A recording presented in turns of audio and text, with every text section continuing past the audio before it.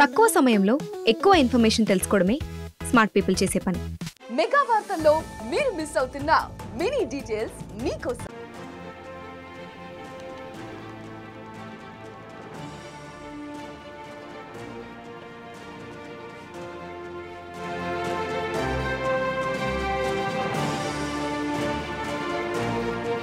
నమస్తే, welcome to 4 Sides TV exclusive drive. నేను మీ Sampath Kumar. Formula ఈ కార్ రేస్ కేసులో కీలక పరిణామం చోటు చేసుకుంది. బీఆర్ఎస్ వర్కింగ్ ప్రెసిడెంట్ కేటీఆర్కు ఏసీబీ నోటీసులు జారీ చేసింది. జనవరి 6న ఈ కార్ రేస్ కేసు విచారణకు హాజరు కావాలని నోటీసుల్లో పేర్కొంది. ఇప్పటికే ఇదే కేసులో ఈడీ కేటీఆర్కు నోటీసులు జారీ చేసింది. జనవరి 7న విచారణకు హాజరు కావాలని ఆదేశించింది. తాజాగా శుక్రవారం ఏసీబీ సైతం నోటీసు జారీ చేయడం చర్చనీయాంశంగా మారింది.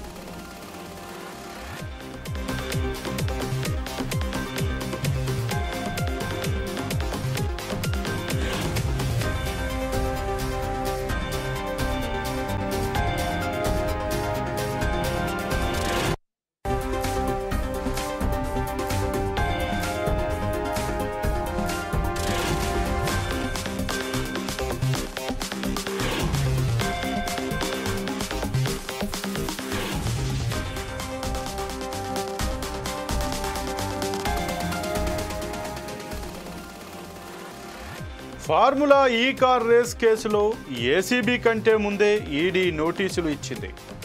జనవరి 7వ తేదీన విచారణకు హాజరు కావాలని నోటీసుల్లో పేర్కొంది. ఇదే సమయంలో సీనియర్ ఐఏఎస్ అధికారి అరవింద్ కుమార్, హెచ్ఎండిఏ మాజీ చీఫ్ ఇంజనీర్ బిఎల్ఎన్ రెడ్డిలకు కూడా ఈడీ నోటీసులు ఇచ్చింది. వీరిని జనవరి 2-3 తేదీల్లో విచారణకు రావాలని నోటీసుల్లో తెలిపింది. కానీ ఈ కేసుల్లో ట్విస్టుల మీద ట్విస్టులు చోటు చేసుకుంటున్నాయి. ఈడీ విచారణకు హాజరయ్యేందుకు అరవింద్ కుమార్, బిఎల్ఎన్ రెడ్డి మరింత సమయం కోరారు. దీంతో ఈ నెల 8-9 తేదీల్లో విచారణకు రావాలని ఈడీ అధికారులు మళ్లీ నోటీసులు ఇచ్చారు.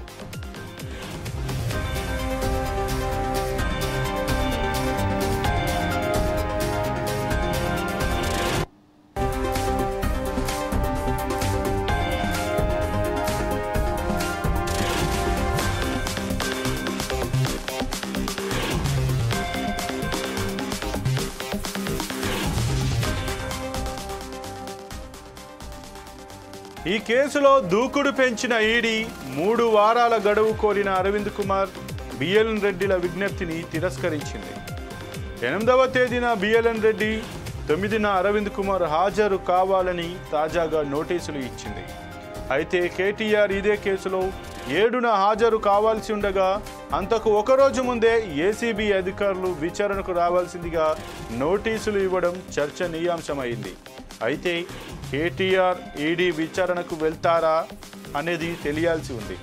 మరోవైపు ఈ కేసుకు సంబంధించి ప్రిన్సిపల్ సెక్రటరీ దాన కిషోర్ స్టేట్మెంట్ కూడా ఈడీ అధికారులు తెప్పించుకున్నారు. ఈ స్టేట్మెంట్ ఆధారంగానే కేటీఆర్ను ఈడీ అధికారులు విచారించనున్నారు.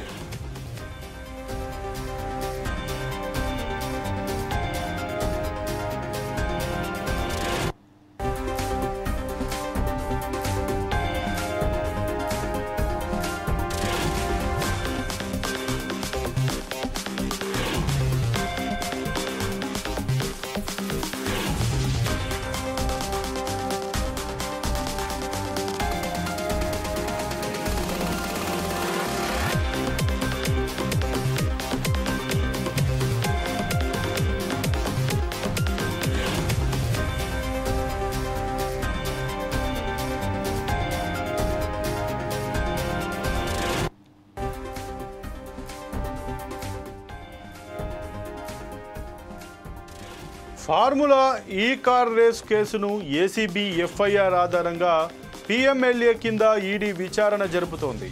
ఫెమా నిబంధనలను ఉల్లంఘించినట్టు ఈడీ అధికారులు గుర్తించారు. ఎఫ్ఈఓకు 55 కోట్ల నగదు బదిలీ, ఆర్థిక పరమైన అవకతవకలు జరిగినట్లు ఈడీ అధికారులు అనుమానిస్తున్నారు.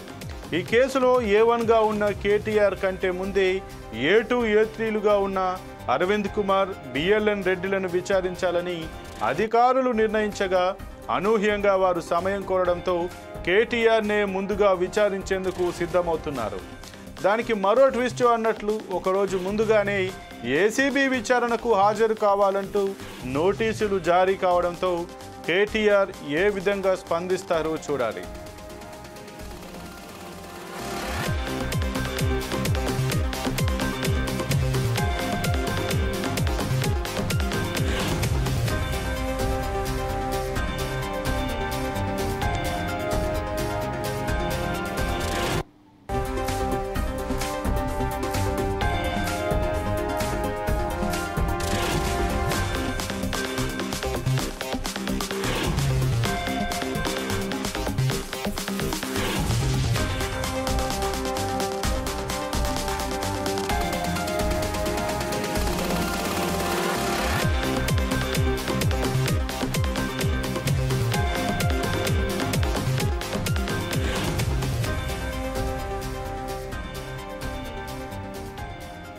ఈ ఫార్ములా ఈ కార్ రేస్కు సంబంధించి ఏసీబీ నోటీసులు అయితే కేటీఆర్కి ఇచ్చింది. అలాగే ఈడీ కూడా విచారణకు హాజరు కావాలి అంటే కూడా కేటీఆర్కి అయితే నోటీసులు ఇచ్చింది.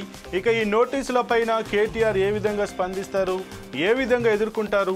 ముఖ్యంగా ఈడీ 7న విచారణకు హాజరు కావాలని కేటీఆర్కి అయితే నోటీసులు ఇచ్చిందో 6వ తారీఖు రోజున కూడా ఏసీబీ అయితే నోటీసులు ఇచ్చి విచారణకు హాజరు కావాలంటూ కూడా కేటీఆర్కి అయితే నోటీసులు ఇచ్చింది. ఇక ఈ విచారణకు కేటీఆర్ హాజరవుతారా కారా? ఒకవేళ హాజరైతే ఏసీబీ ఏ రకంగా కేటీఆర్ను ప్రశ్నించే అవకాశం ఉంది, అలాగే ఈడీ కూడా ఏ రకంగా ప్రశ్నించే అవకాశం ఉంది అన్న చర్చలు అయితే బయటకు వచ్చినటువంటి పరిస్థితి. ఇక దీనిపైన కేటీఆర్ ఏ విధంగా స్పందిస్తారు, ఆయన తన యొక్క న్యాయ నిపుణులతోటి కానీ దీన్ని ఏ విధంగా ఎదుర్కోవాలి, అక్కడ ఏ రకమైన ప్రశ్నలు అడిగితే ఏ రకంగా స్పందించాలి అన్న విషయాలను కూడా చర్చించే అవకాశం ఉంది.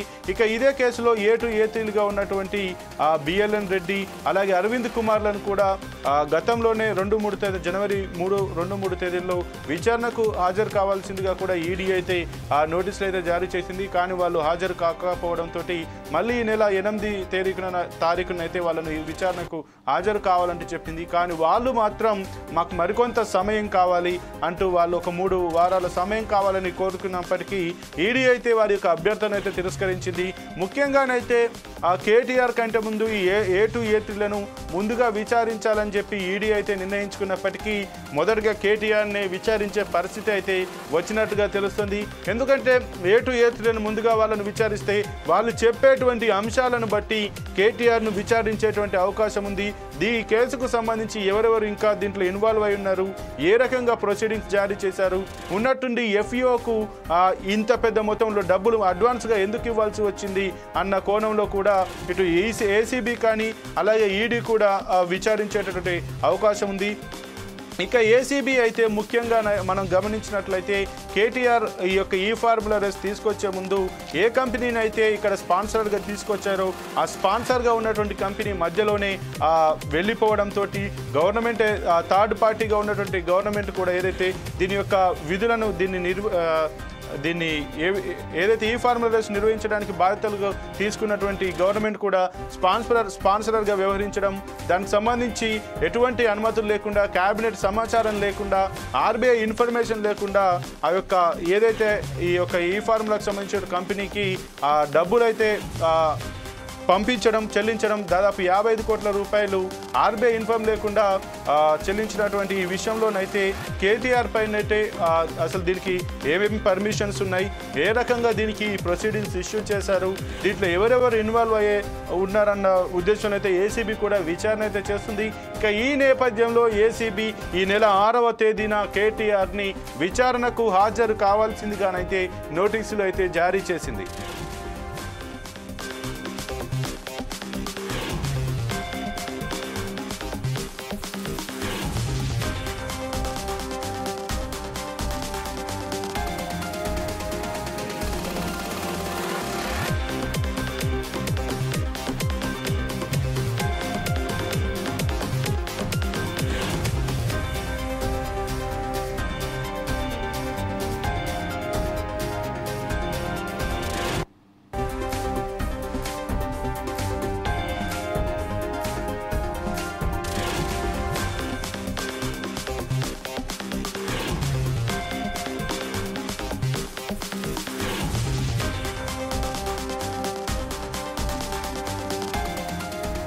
ఇక ఈ కేసుకు సంబంధించి వివరాలను కూడా ఏసీబీ ఎప్పుడైతే కేటీఆర్ పైన కేసు నమోదు చేసి చేసిందో ఆ తర్వాత ఏసీబీ నుంచి అయితే ఈడీ దీనికి సంబంధించిన వివరాలను అయితే తీసుకుంది.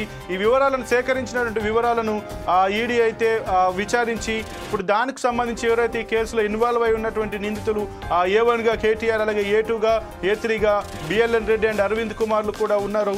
వీళ్ళని విచారించి అసలు నగదు లావాదేవీలు ఏ విధంగా జరిగాయి, ఆర్బీఐ పర్మిషన్ లేకుండా వీళ్ళు ఏ విధంగా ఈ విదేశీ మారక ద్రవ్యాన్ని చేశారు, అసలు జిహెచ్ఎంసీకి అసలు సంబంధం లేని నిధులను, జిహెచ్ఎంసీకి సంబంధించిన నిధులను వీళ్ళు ఏ విధంగా పంపించారనే కోణంలోనైతే విచారించేటువంటి అవకాశం ఉంది.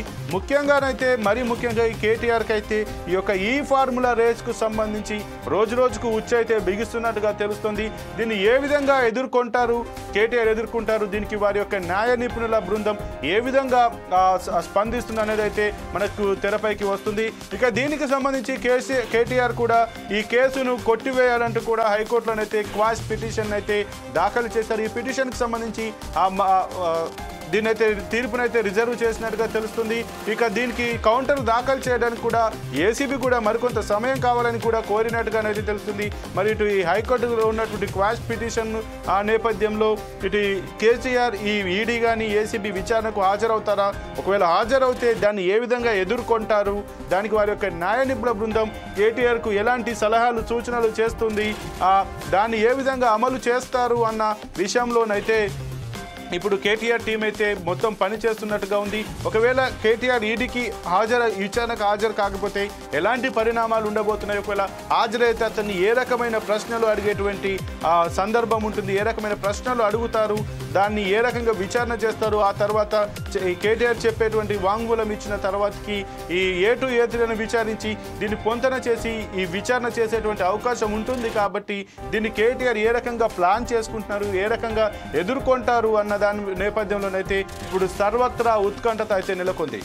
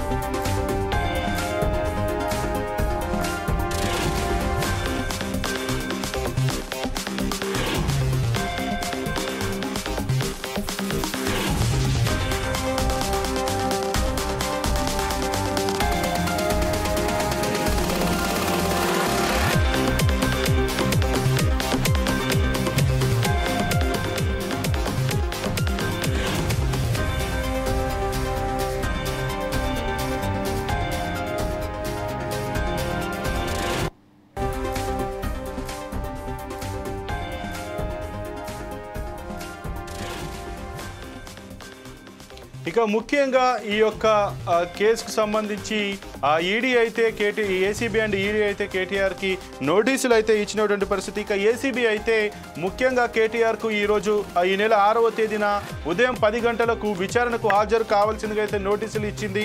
ఇక ఈ నేపథ్యంలో ఈ కేసుకు సంబంధించి ప్రాథమికంగా ఏసీబీ కొన్ని కీలక అంశాలపైన అయితే దృష్టి పెట్టినట్టుగా మనకైతే తెలుస్తుంది.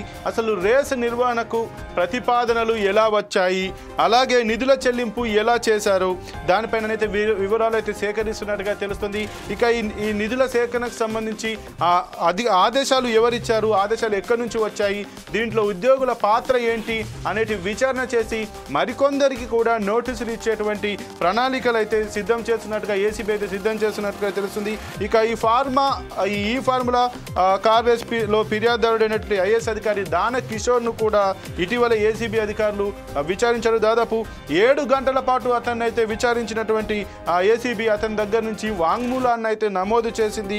ఇక అతని దగ్గర నుంచి కీలకమైన డాక్యుమెంట్లను కూడా ఏసీబీ స్వాధీనం చేసుకున్నట్టుగానైతే మనకు తెలుస్తుంది. ఇక ఈ ఫార్ములా ఈ రేస్ వ్యవహారంలో వరుసగా కీలక పరిణామాలు చేసుకుంటున్న సంగతి అయితే మనకు తెలుసు. ఇక ఈ నేపథ్యంలో విదేశీ సంస్థకు నిధులు పంపడంలో అధికార దుర్వినియోగం కూడా జరిగిందనే నేపథ్యంలో కూడా దీన్ని ఎన్ఫోర్స్మెంట్ కేసు కూడా ఇన్ఫర్మేషన్ డైరెక్టరీ కూడా కేసు అయితే నమోదు చేసింది. దానికి సంబంధించి కేటీఆర్ను కూడా 7వ తారీఖు విచారణకు రావాల్సి ఉందంటూ కూడా అయితే ఈడీ నోటీసులు అయితే జారీ చేసింది. ఇక ముఖ్యంగా ఈ కేసు అయితే ఈ ఫార్ములా కేసు ఎటువంటి కేటీఆర్ మెడకైతే చుట్టుకున్నట్టుగానైతే మనకు తెలుస్తుంది. గతంలో కూడా కేటీఆర్ ఈ కేసుకు సంబంధించి కొన్ని స్టేట్మెంట్స్ అయితే చేశారు. నన్ను అరెస్ట్ చేస్తే నేను జైలుకి వెళ్ళి అక్కడ యోగా చేసుకుని మరింత ఫిట్గా బయటకు వస్తానంటూ ఏవైతే కామెంట్స్ చేశారో దీనికి సంబంధించి ఆ కేటీఆర్ కూడా ప్రీ ప్లాన్గా ఉన్నాడు. అది ఏది జరిగినా అతనికి ఊరట కలిగినా లేదంటే అరెస్ట్ చేసినా కూడా దీన్ని ఎదుర్కోవడానికైతే ఆయన సిద్ధంగా ఉన్నట్టుగా ముందుగానే చెప్పాడు. కానీ దీనికి సంబంధించి ఆయన అయితే ముందుగా క్వాష్ పిటిషన్ కూడా హైకోర్టులో వేశారు. ఇప్పుడైతే అది తీర్పును హైకోర్టు అయితే రిజర్వ్ చేసినట్టుగానైతే మనం చూసాం. ఇక ఏదేమైనా ఈ ఫార్ములా రేస్కు సంబంధించి కేటీఆర్ బావటంగానే నేనే ఆదేశాలు ఇచ్చాను, ముందుగా కంపెనీ నెక్స్ట్ టైం కూడా జరపడానికి మేము ముందుగా అడ్వాన్స్ కూడా ఇచ్చేసాము, దీంట్లో నేను చెప్తేనే ఇచ్చానన్న నేపథ్యంలో కూడా కేటీఆర్ కూడా బహిరంగంగానే చెప్పారు. కాబట్టి దీనికి సంబంధించి అధికార ఆదేశాలు ఏ రకంగా ఇచ్చారు, ఎవరు పర్మిషన్ తీసుకున్నారు, క్యాబినెట్ ఆమోదం ఏమన్నా ఉందా, అసలు ఈ రేస్కు సంబంధం లేని జిహెచ్ఎంసీ నుంచి నిధులను మీరు ఎలా కేటాయించారు, విదేశీ మారక ద్రవ్యాన్ని ఆర్బీఐ అనుమతి లేకుండా ఏ రకంగా ఇచ్చారు, దీని వెనుక ఎవరు సూత్రధారులు ఉన్నారన్న నేపథ్యంలో మాత్రం ఈడీ కానీ ఏసీబీ కానీ విచారించే అవకాశం అయితే మనకు ఉన్నట్టుగా తెలుస్తోంది. ఇక ఏదేమైనా కేటీఆర్ గురించి 6వ తేదీ నాడు ఏసీబీ ముందు ఏ రకమైన విచారణ ఎదుర్కొంటారు, ఎలాంటి ప్రశ్నలు సంధిస్తారు, దానికి కేటీఆర్ ఏ రకంగా జవాబు చెప్తారన్న నేపథ్యంలో మాత్రం ఇటు సర్వత్ర బీఆర్ఎస్ శ్రేణులతో పాటు అటు కాంగ్రెస్ అలాగే మిగతా ప్రజల్లో కూడా ఒక ఉత్కంఠత వాతావరణం అయితే నెలకొన్న పరిస్థితి. ఇది ఇవాల్టి 4 Sides టీవీ ఎక్స్క్లూజివ్ డ్రైవ్. మరో ఎక్స్క్లూజివ్ డ్రైవ్లో మళ్ళీ కలుద్దాం. చూస్తూనే ఉండండి 4 Sides టీవీ.